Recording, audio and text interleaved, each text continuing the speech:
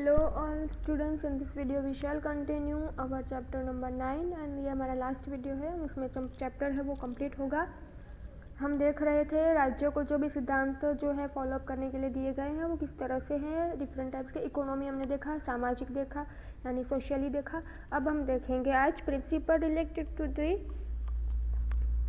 International and the political policies. तो उसके लिए क्या सिद्धांत दिए गए हैं वो आज देखेंगे। राजकीय एवं विदेशी नीति विषयक सिद्धांत क्या है। तो पहला सिद्धांत है वो है पंचायती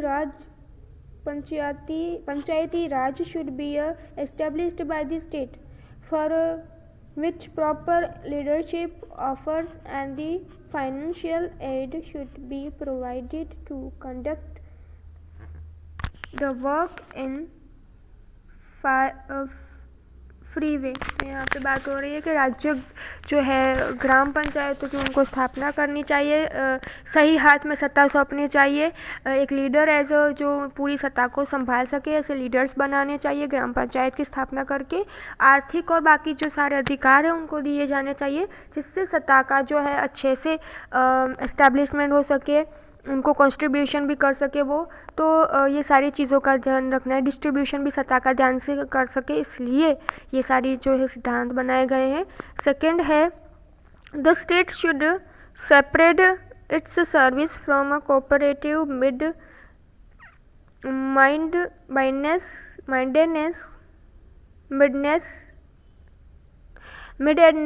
and it should be in the liberty so that a judge can be impartial and the fearless and the courageous and the rendingly judgment। यानी कि राज्यों में कोई भी ऐसे न्याय तंत्र की सेवा है तो ये सारी चीज़ों में क्या है कि जो यहाँ के कारोबारी जो भी अलग और स्वतंत्र जो उनके लिए योजनाएँ बनाई गई हैं उनके लिए न्यायाधीश को निष्पक्ष होके निर्भय होके पूरा जो है न्याय देना चाहिए। सारे लोगों के लिए सेम जो है न्याय प्रक्रिया होनी चाहिए। थर्ड वन है the state should make attempt to maintain international peace security, establish the fair relation between the nations and increase the respect of the international law. यानी कि दूसरे जो देश हैं उनके लिए पूरी सलामती, उन्नति, शांति की, हमारी जो है अंतर्राष्ट्रीय शांति के लिए, सलामती के लिए, उन्नति के लिए ये सारी चीज़ें सिद्धांतों का जो है सही से उपयोग करना चाहिए, बनानी चाहिए, ध्यान रखना चाहिए।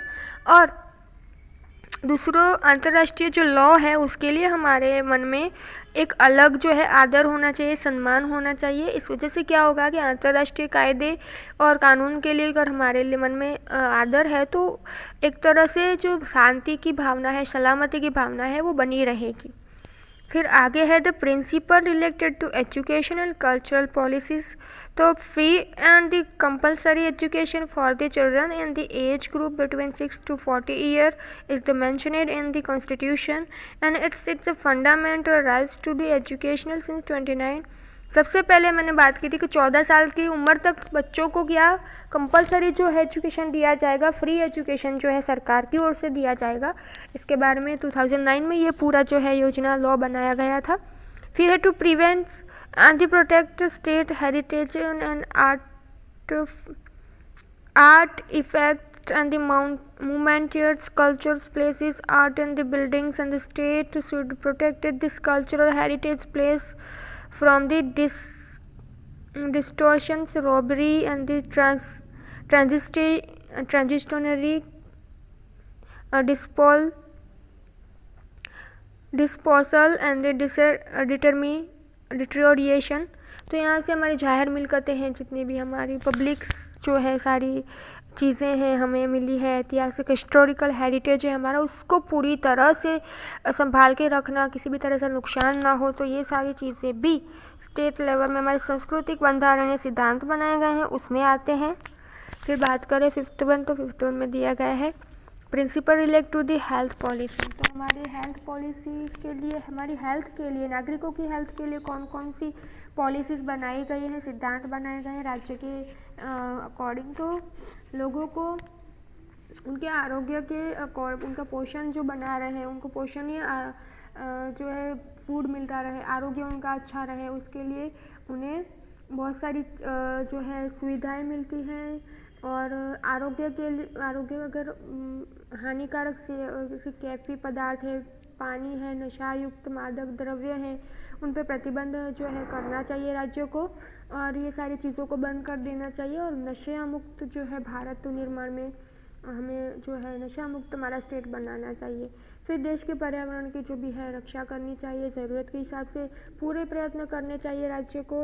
जंगल है, वन्य जीव है, वन्य जो प्रकृति है उसको जो है किसी भी तरह का नुकसान ना पहुँचे, इस वजह से पूरी देखरेख करनी चाहिए उन्हें।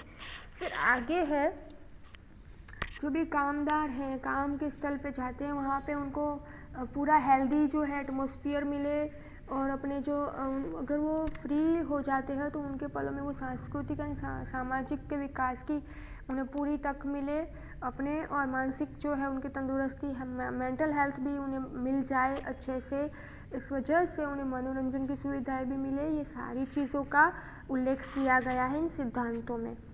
फिर अगर हम बात करें आगे तो राजनीतिक जो मार्गदर्शन सिद्धांत हमें मिले हैं इनमें समाज व्यवस्था के लिए हैं, राज्य व्यवस्था के लिए हैं, और उन्हें अच्छे से हमें फॉलोअप करें तो एक अच्छी राज्य व्यवस्था जो है हम खड़ी कर सकते हैं।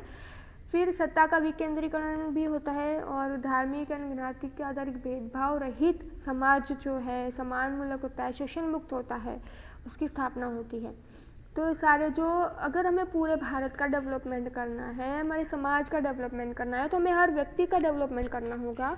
तो व्यक्ति अगर खुद की रिस्पॉन्सिबिलिटीज़ को समझेगा, अभी हमें जितनी भी यहाँ पे दी गई है, और खुद के राइट्स को समझेगा, उसका यूज़ करेगा, मिसयूज़ नहीं, यूज़ करेगा, तो हमारा जो है समाज है वो सुधरेगा, समाज सुधरेगा तो हमारा देश सुधरेगा, देश सुधरेगा तो हमारा पूरा वर्ल्ड है वो धीरे धीरे उसमें डेवलपमेंट आएगा, चेंज आएगा, और सब लोग शांति, सलामती और भाईचारे के साथ, जो एकता के साथ है वो जी पाएंगे। आपको इसकी सेल्फ स्टडी है, वो आपको आपके बुक है एसएस की, उसमें लिखनी है सारे क्वेश्चन आंसर, रिमाइंड करते रहना है पूरा चैप्टर, क्योंकि ये बहुत इंपॉर्टेंट चैप्टर है, इसमें से बहुत सारे क्वेश्चन आंसर पूछते हैं, डेट्स भी पूछ सकते हैं, तो you have to remind this all point. और आगे का जो भी हम चैप्टर है वो नेक्स्ट वीडियो में करेंगे। तब तक के लिए have a nice day, thank you and take care.